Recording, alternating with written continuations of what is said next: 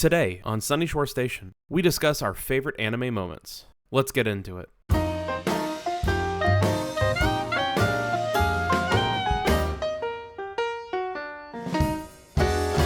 It's always sunny at Sunyshore Station. How's it going, everyone? Fusrodab back again with another episode of Sunyshore Station. And today we are joined by the main character himself, the person with the most plot armor I know, Tylerthegrey. Goodness gracious, I guess I'm Bleach over here with the most plot armor and stuff. How's everyone doing? Hey, I'm ready to eat you go, dude. We're going in hot. If you can't tell, this is an anime episode. And today, Tyler and I have picked 5 of our favorite moments each from literally the vast expanse multiverse of anime that is out there. And I know anime hot takes are a thing. I know that favorite moments are a thing. So we're probably going to ensue a little bit of wrath in the comments by saying that these are the best moments. But just remember, these lists are our personal picks. So anything to add to that before we get going, Tyler? And again, we have other picks that make us, us really love anime, honestly. These are just kind of the picks that people can relate to in a way, and, what we can get out there as far as just kind of more mainstream to less mainstream anime. So without further ado, if we chose all of our moments, it would literally be like a 17-hour podcast. So we had to narrow it down. It took a sec for us to narrow everything down. We said we're going to take 5 minutes, and then we literally spent like an hour doing this, making sure this is good for you guys. But let's go ahead and give everyone a spoiler warning. Before every pick, we're going to try our best to give you guys just the general, okay, this is from this anime, so if you hear an anime that you do not want spoiled for you, please, by all means, click away. We don't want you being spoiled by any of these amazing stories because they are iconic in nature. So please, it's not going to offend me if you click away because you don't want to be spoiled. But don't say we didn't warn you. Spoiler warning. Can I be any more clear than crystal? Right? Can I be any more clear? Let's go ahead and get started, though. Let's get straight into it. Would you like to go first? Yeah, I mean, go for it. So I'm going to start off with one of my favorite animes of all time. So back in the day, there's this thing called Toonami. For everyone that really watched anything past, 9 o'clock, 8:30 back in the day would know what Toonami is. Oh, yeah. Really amazing show. I saw this show on there back in the day, and it's called Blood Plus. And it followed this girl that seemingly was kind of high school age, but basically she was kind of this vampire government experiment. I could be explaining this completely badly, just horribly, but basically she was a vampire, and she was but made to do certain acts of great violence back in the day. Yeah. And she was sealed away before World War II, I believe, and she was put inside this kind of, World War II bunker kind of thing. A family found her later, adopted her to be a part of a family. She starts doing the high school girl thing, starts doing everything else, having friends and everything. But then she starts to realize not everything is as it seems. She starts to find that there's things in this world that go bump in the night. So turns out she is a vampire, and she's a vampire slayer. And it really is one of my favorite series because she seems really innocent. But then when she picks up her sword, ushered to her by her chevalier, boy howdy, it gets crazy. He gives her a sword the first time, and all of those old memories come back. She remembers how to kill these vampires again. It is excellent, so much fun, and it really made an impact on me. It had ups and downs, and it wasn't necessarily a happy series or a dark series. It was more dark than light, I would say. But that's all I'm going to say about that series. For time's sake, honestly, I really think some people should really check that out. So, how about you over there, Fus? Have you watched that? I just wanted to add to that. That's one of Jordan's favorite animes too. Her screen name is Saya, so she absolutely loves Blood Plus. But yeah, I agree. That's a really strong, it's fantastic. Toonami was the GOAT. Okay, we had Naruto, and Bleach, and all these crazy shows on Toonami. Toonami was the prime time of watching television. But for me, I want to go ahead and move on into the world of Attack on Titan. Attack on Titan has taken the world by storm, obviously, and there are several amazing moments. But for me, one of the most iconic moments, because it's such a throwaway, is when Bertolt and Reina are telling Eren that they're the Colossal and Armor Titans. He's like, by the way, he's the Colossal Titan, and I'm the Armor Titan. And they're just walking away. They're like... I remember just being like, wait, and I back up. What did he just say? I mean, I knew. I was like, okay, they're Titan shifters. Like we knew that they were not like pure Titans like back then. We were like, okay, these are two planned out to be Titan attacks. But they just kind of threw it away. They chalked up this big reveal to being like, okay, these guys are walking away and they're just having a chat on top of the wall. And I just remember being like speechless. I'm like, I had to back it up like 3 times to make sure that I heard it correctly. And Aaron's like, what did you just say? That sounds like a crazy joke. Please tell me you're joking. I mean, what an iconic. I mean, there are so many good moments, but that one just like really threw me through a loop because it was just such a throwaway. You know what I mean? Like, For sure. There's so many over the top moments in this anime, but that one is just so nonchalant, and I think that's why it stuck with me. It's like, oh yeah, by the way, we murdered your mom and everyone in your hometown. By the way, yeah, it's all good. It's all good. We're good, bro. We declared our war against humanity, and I'm like, what a nonchalant statement. What do you think? Oh, I mean, yeah, I remember watching as well, and I was like, hold up, one sec. One sec, but back it up. At that point, man, it just kind of funny to me that, I don't know, it's just kind of a big show, Attack on Titan back in the day. Yeah. Everyone's Before all like, the craziness. it's like Game of Thrones, but anime. You love it, bro. That's what people would. That's how they described it to me too. Because I was like, okay, everyone's talking about this anime. I don't want to watch it because everyone's talking about it. But then I watched it. They're like, it's like Game of Thrones, but anime. I'm like, okay. I just got that thrown a lot, or like really around a lot. So. Oh yeah, absolutely. But I think that's such a. I don't know. They threw it away. Like it was just such a big important reveal that they just kind of just did. I don't know why. Yeah. There are crazy, amazing moments, but that one just sticks out to me. For sure. What about your number 2 spot? Mine goes into the world of the cyberpunk world, rather, of Ghost in the Shell. One of my favorite animes of all time. I've watched, the first one and like second one, and like they had all these different, remasters and everything else. And they had the TV series, which I really enjoyed. It's, I don't know what to say more about it, but basically, the idea of this part of this episode is Motoko Kusanagi is the head, or more of the head, of Section 9, this investigative series of cops in the cyberpunk city. Yeah. And she's training some people out on the fly, and she's like, all right, so we're going to send them to these alleyways and basically they're trying to track her through alleyways and through the city. Basically, she turns around and goes to another alleyway and gets lost in another world. She sees this ball kind of drop down the stairway, and she's like, that ball looks kind of familiar to me. And she walks up these stairs and goes into this attic.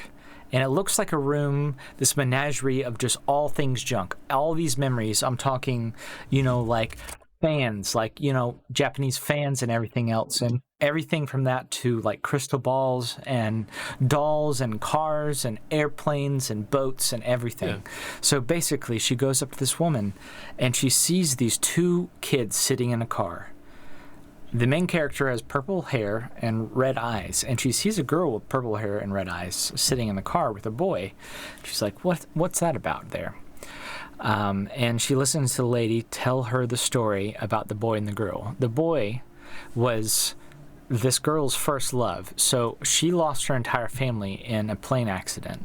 And the government found her and said, hey, you're not going to live unless you get a full prosthetic body, and basically save her brain and everything else and keep her in this form and put her into a body.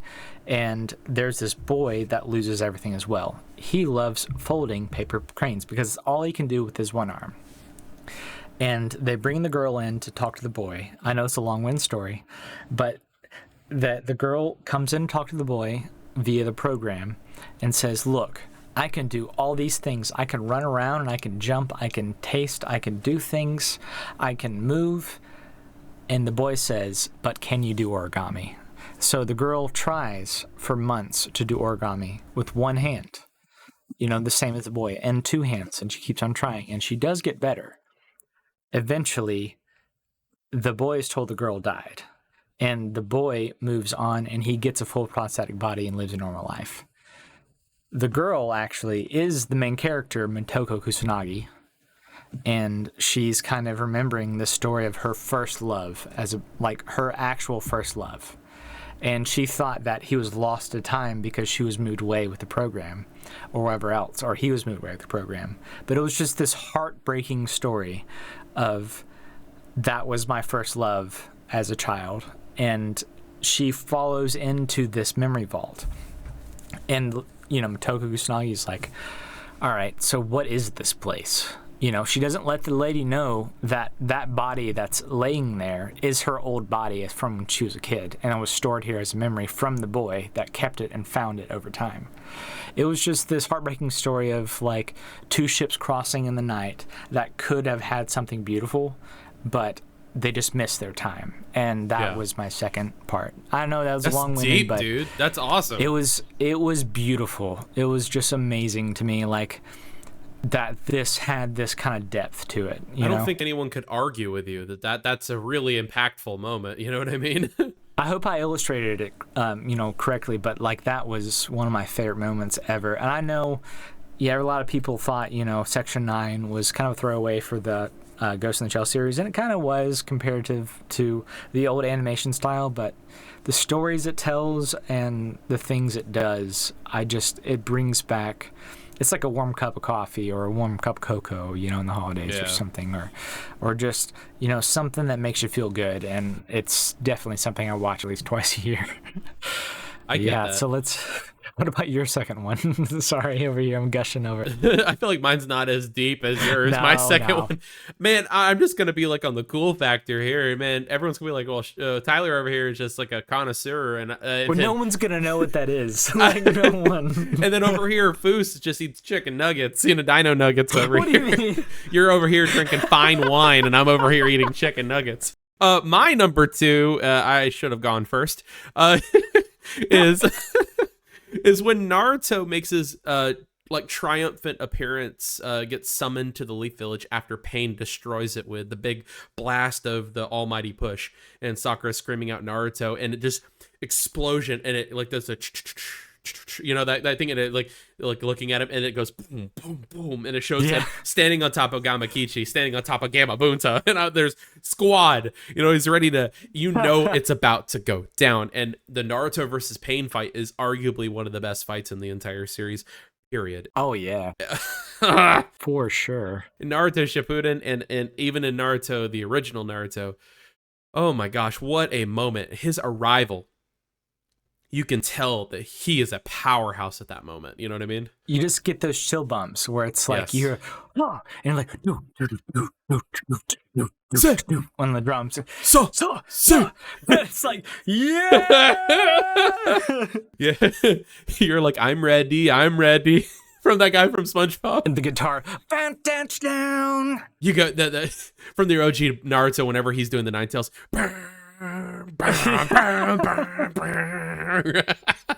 Yeah, I love all that stuff. That was an epic scene. Oh my goodness, there's so many good moments in Naruto, and Naruto is one of the things that have put anime on the map. Let's be honest, in the West, anime would not be what it is if it wasn't for like Naruto, Bleach, One Piece. You know what I mean? Yeah, they're iconic for a reason, right? They're classic, right? And it wouldn't be without moments from these amazing anime. Like it or hate it. Some people hate Naruto, but it walked so other anime could run over here in the States. Period. No, exactly. I mean, I remember watching on Toonami, and like you hear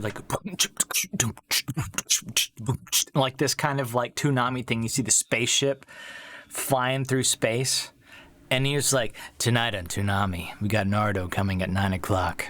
And it's like, you hear this like, Steve Bloom's voice echoing over. Yeah, what an amazing moment though, and when that fight's gonna be good. Because you can see the power up. He is there with a squad. You know what I mean? I think when he fights him, when he's smacking him into the ground, like when it's like, ground. I was like, what is this fight scene? But then, so that fight scene was broken up between a lot of animators, and like that part right there was made by like one of the most famous. And I can't remember his name, but it's like insane.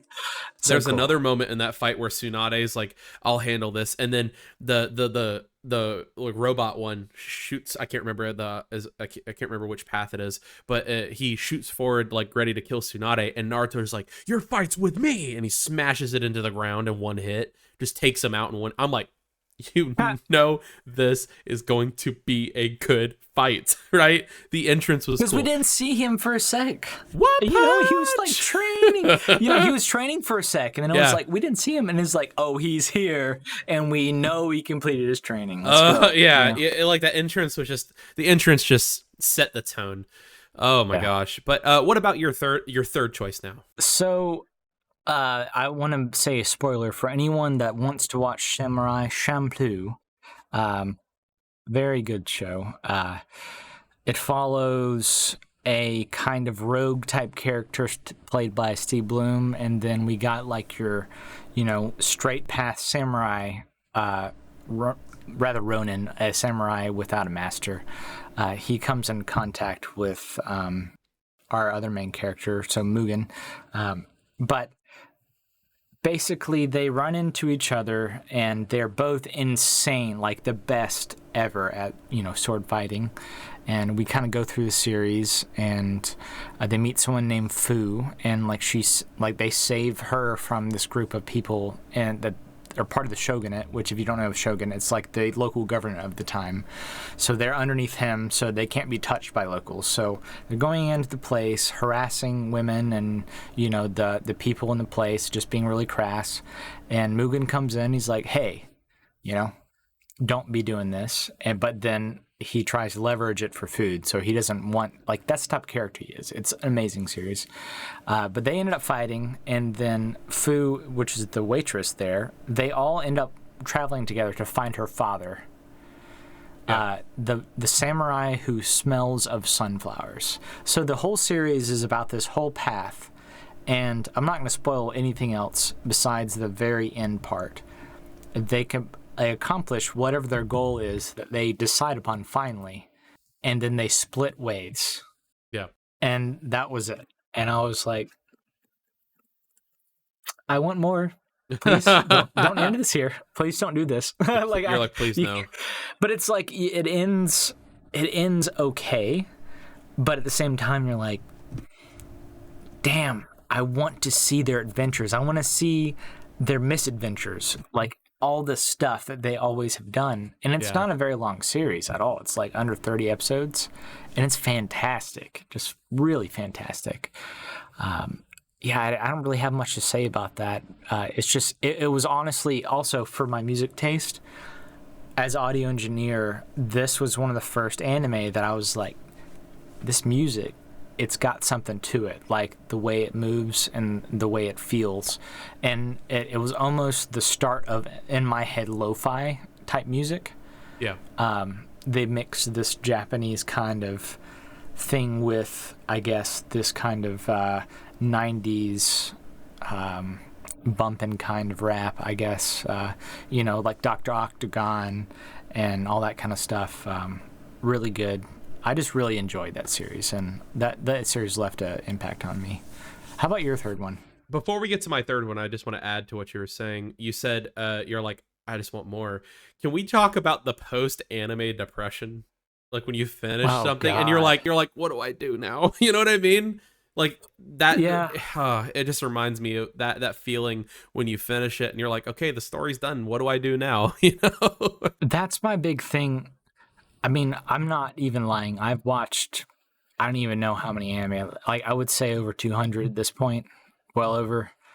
And he's not lying. You can ask any of my friends, Fus included, I've sent him pictures of my screens. I usually, like right now, I probably have 40 something tabs open of anime between all the sites.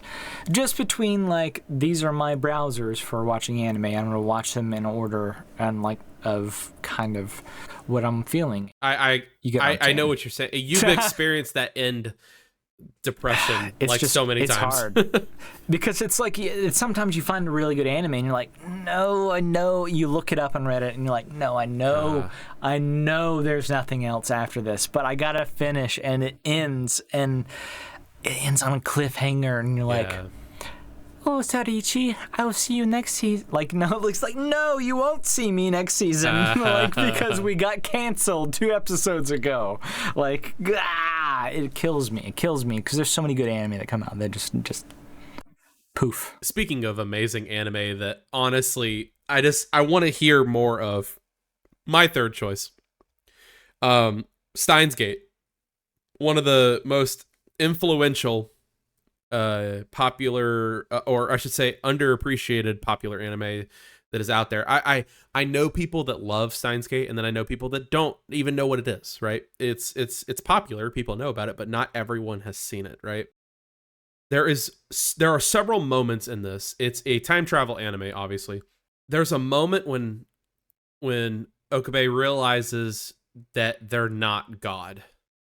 And it shocked me. It threw me through a loop. And I just remember there have been several key moments in media that have made me be like, whoa, you know what I mean?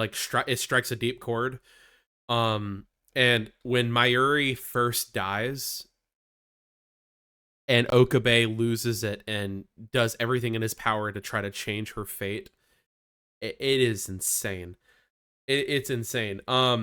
So those who know Japanese mythology and lore and stuff like that, so Mayuri thinks of Okabe as she says he's my Hitoboshi, and it's a love story, and she loves Okabe. It's not like a returned love, if that makes sense. He loves her, but not in the way that she loves him. It's a non-reciprocal. Yeah, it's non-reciprocal, but he loves her, just not in a romantic way. But he would do anything for her, and she when she dies, he breaks, and he uses they call it the phone wave. They use the phone wave, he uses it nonstop. Literally, it's him frantically trying to find the answer. And it ultimately boils down to all of the things that they've been doing lead to the fact that you've been messing with time, and the first time you mess with time, it screws up the timeline so bad that Mayuri will die no matter what. So he has to go back, and it boils down to his first decision.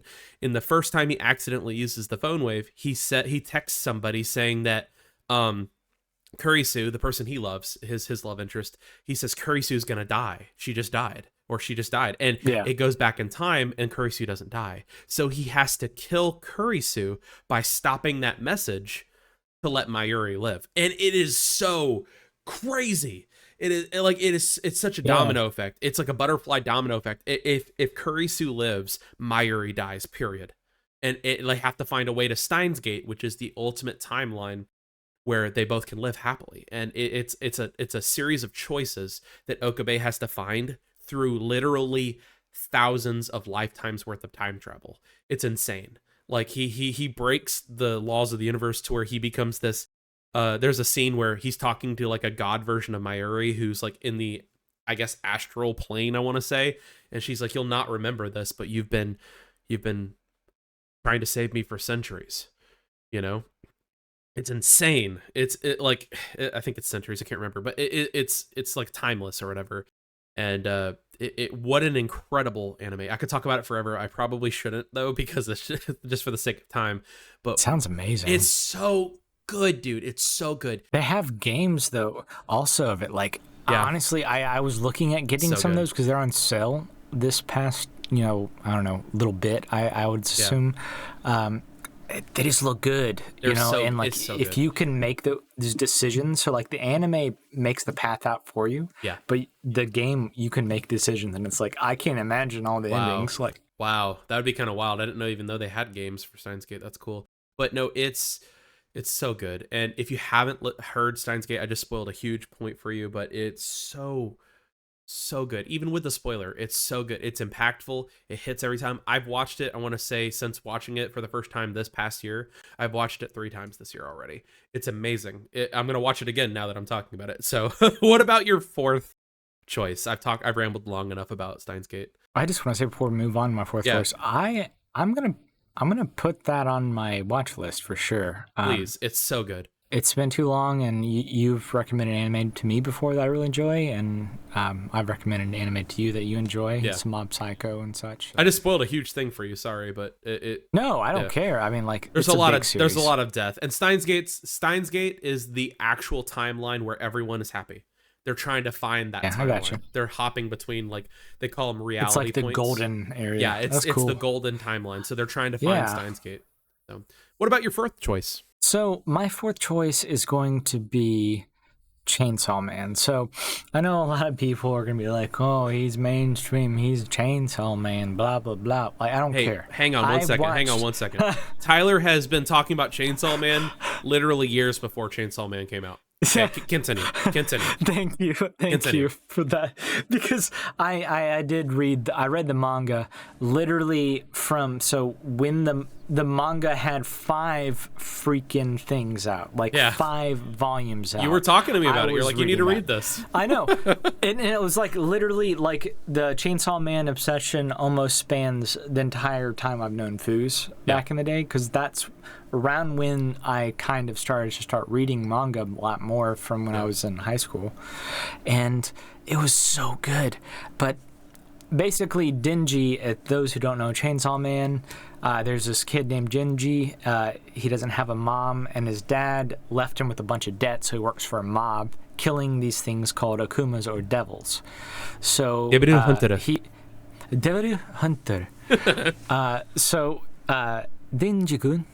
Denji basically goes around with his pal and partner in crime, Pochita. So Pochita is a small, cute little plushy little I love him so dog much. Looking thing. Oh my he goodness. Looks like a Vienna sausage with a chainsaw coming out. It's like the where they say that people put needles in the candy. It's like that. It's like that. You know what I mean? It's like a Halloween. Look out for what you got in my candy. Look out for those Vienna sausages with the chainsaws in it. So Pochita is a little devil that is known as the Chainsaw Devil. As far as the manga goes, I'm not going to spoil too much, but the Chainsaw Devil is pretty much one of the most powerful devils out there. Teams up with this little guy after, Denji's father dies, and he helps him and he gives him some of his blood to help him survive. So they make a pact together. He said, I'll help you realize your dream, Denji. Like, I'll help you find your way.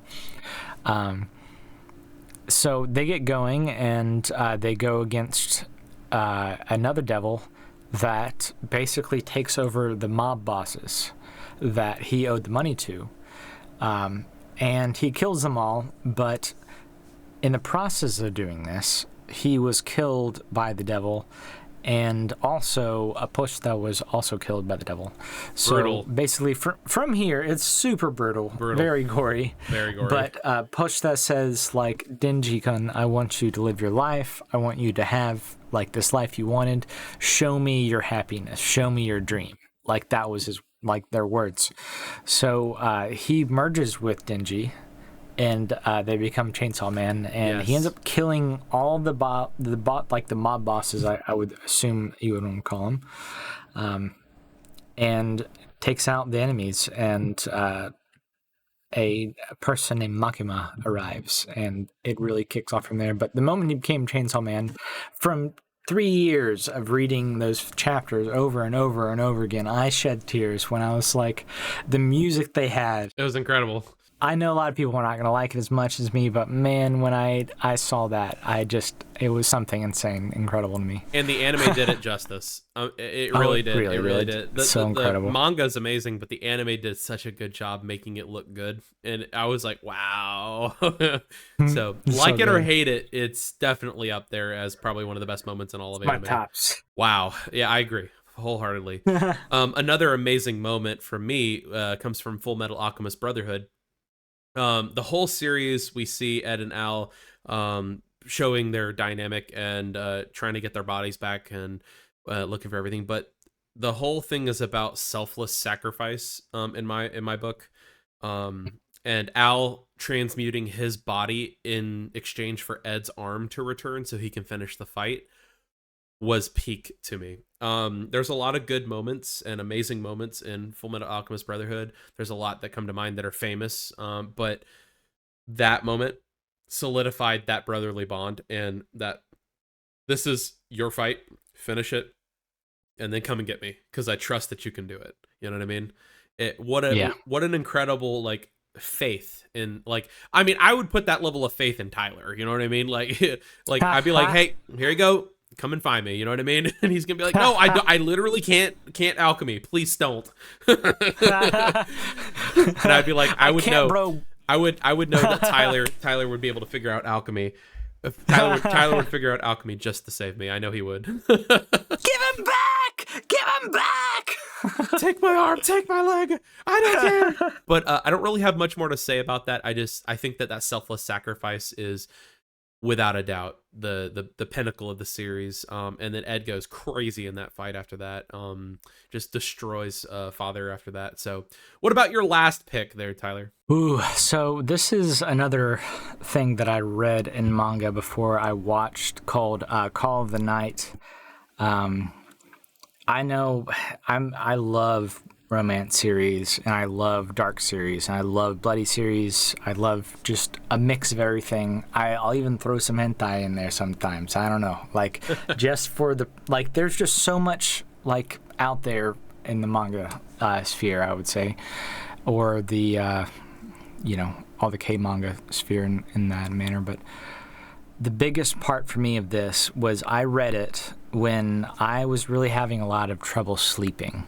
And I really had just like nightmares, and I just couldn't sleep, and I just wanted to like explore the night. And we moved into this area at that time, my wife and I, that was kind of like a town, like an old German kind of town in a way, but it was in America. It was just kind of, folded up in this little neighborhood. But basically, this anime series is called Call of the Night. And in the series, the main character doesn't kind of fit in with his life in a way. He doesn't really have that want to go forward with a lot of school or anything else, because all of his stuff that he goes to school, he's getting straight A's. He's getting everything else. He's doing extra stuff. He's getting like the best stuff he can get done, but still it's not challenging him enough. And he's like, this is boring. So he's like, all right, I want to feel something, and I want to feel alive. How do you feel more alive? And then he's like, you feel alive when no one else is awake at night. So he goes out into the streets of, Tokyo, I believe, where he lives, kind of outer reaches, and just explores and walks around. And he finds this girl, and he kind of just, I don't know, something about her, like, he kind of likes. And she invites him back to, her place, not to do anything illicit, but just to cuddle. Like, literally. I'm not, like, literally the words of the book and the anime and the manga and everything else. It's literally just that. Like, it's supposed to be that innocent, where he's like, oh, I would love someplace to sleep. Maybe, like, this person who's like a professional could help me, fall asleep, by giving a massage. That's all it was supposed to be. And like, he can't fall asleep when he, goes up to the hotel room, like her place. Well, he finds that, looks over his shoulder. She's trying to bite him in this freaking neck. She's a vampire. Oh my lord. So he turns around and she bites his neck, and he's like, looks at her, and she's like, you're not asleep, are you? Still has his jaw, like her jaw locked around his neck. And he's like, nope. But you can continue, I guess, because I don't care. But it's this whole part of, like, they actually kind of start to fall in love. And, like, they find that the nighttime is kind of a place for them to be, and he wants to become a vampire.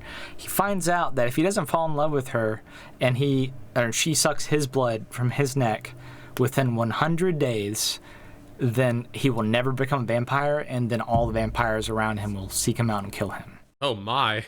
So it's kind of like this kind of rom-com in this way, but that moment in the series, so he's kind of patrolling the streets. He hasn't seen her in a while, like she was avoiding him after a lot of this stuff happened, and one of her sisters comes after him, and I just remember this so vividly.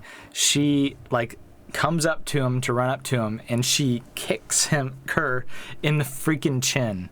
And like it is like one of those slow motion, like highly animated things where it's like the face getting punched to the side. Yeah. And she was like, "You stay away from Fuka." You stay away from him.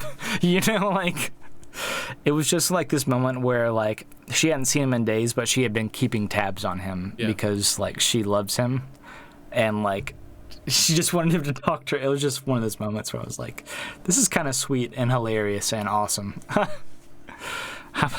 What do you have to say about that? Do you have anything to say about that? Sounds like a way more interesting story than Twilight. I said it.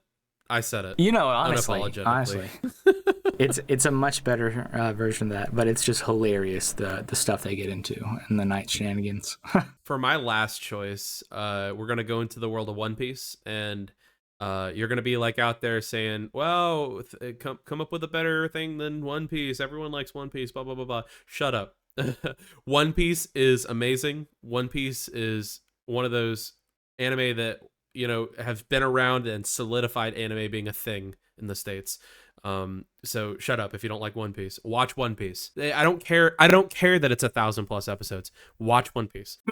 There's a moment in One Piece that defines when everyone became true fans, in my opinion. The opening arc with Romance Dawn is a bunch of mini arcs, going over like the start of the series and going over the characters, things like that. But when we get to Arlong Park and we see Nami's struggles, oh yeah, and we know Nami is super hard on her ways the whole time, and when she finally breaks down, starts stabbing her arm, and Luffy grabs her hand and makes her drop the knife, and she throwing dirt at him, and he's just standing there, and then she finally asks him for help, crying, and he puts his hat on her head and says, "Of course I will."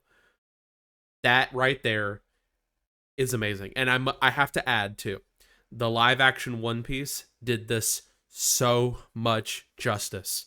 It is different enough to be its own thing, but it's also beautifully done and reminiscent of the original, and people love that live action One Piece for a reason. They did such a good job with it. The Japanese version of this is still my favorite iteration of this, and watching One Piece for the first time, it hits hard, man. It hits hard. And if you don't get like a little bit like a lump in your chest or like teary-eyed, you are not a human being. I'm sorry. Like Nami begging for help because she doesn't beg for help. It's so good. It's just so like, good. I don't know if it's just like that side of the manga coloring it or the anime coloring it for me, but I just think it really did a great job with that. That scene. I don't necessarily like the way he was like, "Of course I will," and then he's like, "Of course I will," like really long. I felt like that was a little cheese, but I just think it was. I thought that scene was just like. Oh. But him because he said, "Don't touch my treasure," and then he puts his hat on her because he trusts her. Oh my gosh, man! I just get chills thinking about it. And One Piece is so good. It's full of moments. It was so hard to choose, but that is, in my opinion, that is the moment that people decide they're One Piece fans. In my opinion, that is the moment that you realize that this is a anime worth watching. That spot right there, though, like, honestly, I didn't actually think about it as much like that before, as because when she like grabbed his hat before, he was like, "Don't touch that, that's my treasure," in a way. And the moment when he puts his hat on her head, I didn't think of it as like him entrusting his treasure to her. It's a trusting That's part. Beautiful. It's a trusting part for him. He's saying, "I trust you with my treasure because you're my crew. You're my friend." my nakama. It's so good. And like it or hate it, One Piece is one of the best anime out there, period. You can say you dislike it out there, but it like you can say that there are better anime, but One Piece is a definitive cultural standing ground for everyone, At this point, yeah, for sure. It's wild to just think. look at how many people were getting excited over Gear 5th. You know what I mean? Like everyone, people started getting on the One Piece bandwagon. People binged the whole show before Gear 5th. They're like, you got like, it comes out on this date. You got like 2 weeks to do it, and people were like doing like the filler erasing thing and stuff like that. And oh my goodness, but One Piece is just I could go on forever about it. We could have a whole episode about it, And we will. we will. But I think we've had some great points, some great talking points. Anime is something that Tyler and I are very passionate about, and I hope you enjoyed this conversation as much. Tyler, did you enjoy this conversation? Of course, man. I just I get excited about a chance to really talk about some of this stuff, because I mean, like, a lot of people like anime nowadays, and I know, like, I've been watching and enjoying it for a long time. Watched a lot. I'm glad that anime is like a normal thing now, because in high school and in like middle school, it was like you were the weird person. But now yeah, it for is sure. cool to like anime. Like everyone wants to like anime. It's so cool. Anyway, we could talk about this forever, but that's gonna be it for today. We'll be back with more anime topics though, guys. As always, you can find me on YouTube at FusRodab. That is FusRodab. You can find me on my social medias, Instagram, Twitter, X, and of course TikTok at thefusrodab. All one word. I think that's about it from us today, guys. This has been Sunyshore Station. Thanks so much for listening. We'll see you next time.